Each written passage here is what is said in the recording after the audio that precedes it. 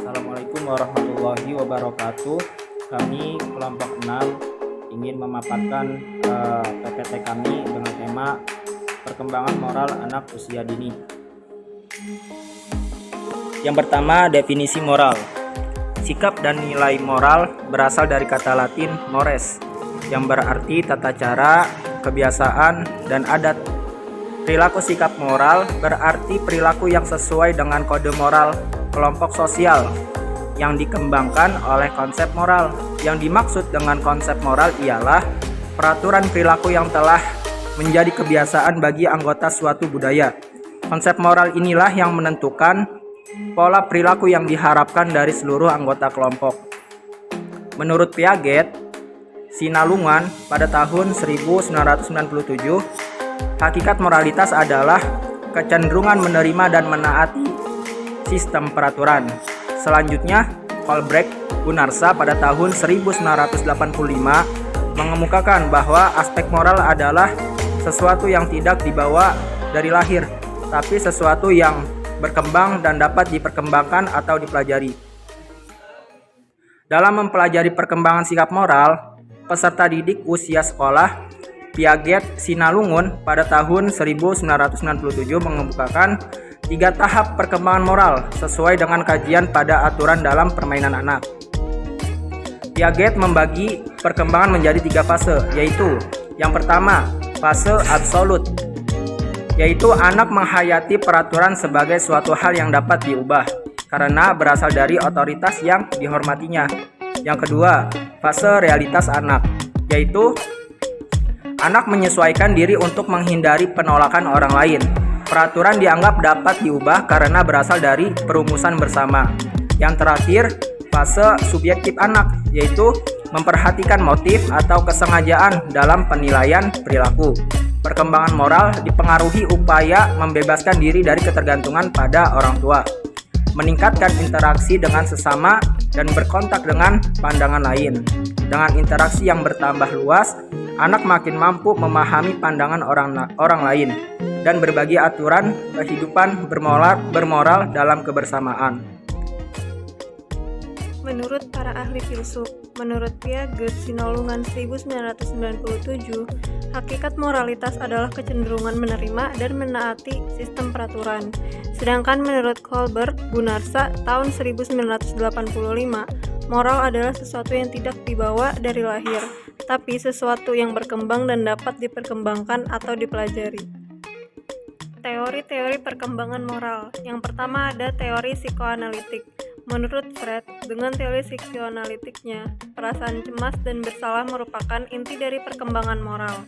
Penyelesaian terhadap konflik Oedipus dan Elektra yang terjadi pada usia 3-5 tahun memainkan peranan penting pada perkembangan moral anak. Lalu yang kedua ada teori perkembangan kognitif. Perhatian tentang bagaimana anak-anak berpikir tentang hal-hal yang berkaitan dengan nilai-nilai moral dirintis oleh Piaget pada tahun 1932 dalam Santrok 2008 melalui penelitian-penelitiannya yang luas dan mendalam dengan menggunakan metode observasi dan wawancara pada anak-anak berusia 4-12 tahun. Dan yang terakhir yaitu yang ketiga ada teori sosial kognitif. Perilaku atau tingkah laku moral merupakan fokus dari perkembangan moral menurut pendekatan sosial kognitif Grusek pada tahun 2006 yang menyatakan bahwa penguatan atau reinforcement, hukuman, dan imitasi merupakan proses-proses yang dapat menerangkan perkembangan moral anak.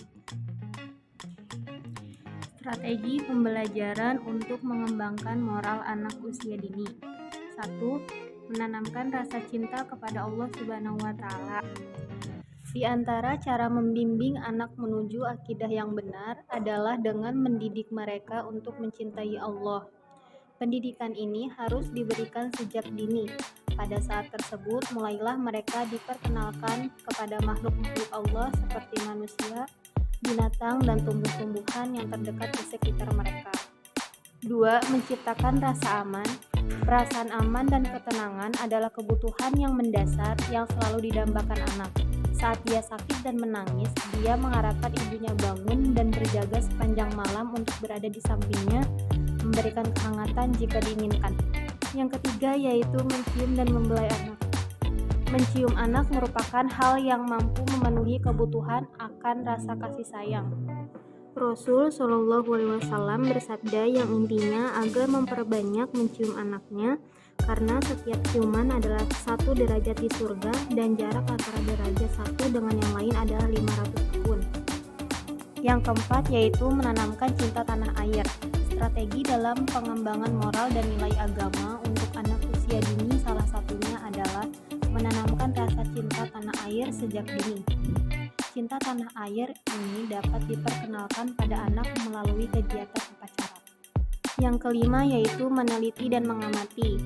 Anak memiliki kecenderungan alami untuk meneliti sehingga dia mendapatkan pengetahuan. Kemudian dia kembangkan berdasarkan pengalaman dirinya. Tidak adanya pengalaman dalam beberapa hal dapat menyebabkan terjadinya kecelakaan karena adanya dorongan untuk selalu mencoba. Yang keenam yaitu menyentuh dan mengaktifkan potensi berpikir anak. Strategi pengembangan moral untuk anak usia dini dapat dilakukan dengan menyentuh dan mengaktifkan potensi berpikir anak melalui cerita atau dongeng. Anak sangat menyukai dongeng atau cerita yang dibacakan oleh guru, orang tua, atau orang. Strategi pembelajaran untuk mengembangkan moral anak usia dini. 7. Memberikan penghargaan. Anak haruslah merasa bahwa dirinya merupakan kebanggaan orang tua, keluarga, guru, dan orang lain. Dia harus diperlakukan sebagai seorang yang berharga. Untuk membangkitkan perasaan tersebut dapat dilakukan dengan melibatkan dalam memberikan bantuan yang sederhana kepada orang lain yang ada di sekelilingnya. 8. Pendidikan jasmani. Pendidikan jasmani merupakan kebutuhan seorang anak. Kegiatan jasmani ini bisa dalam bentuk olahraga maupun kegiatan permainan yang merangsang pertumbuhan fisik motorik anak. Pertumbuhan anak menjadi optimal dengan kegiatan olahraga atau permainan. 9. Teladan yang baik. Strategi dalam penanaman moral adalah dengan memberikan keteladanan yang baik. Anak membutuhkan role model dalam proses pengamatan atau proses pengembangannya. 10. Pengulangan dalam proses pembelajaran. Pada usia 3 tahun terdapat 1000 triliun koneksi kesinambungan antar sel. Pada saat inilah anak-anak bisa melalui diperkenalkan berbagai hal dengan cara mengulang-ulang. 11. Memenuhi kebutuhan bermain. Kebutuhan utama bagi seorang anak adalah bermain.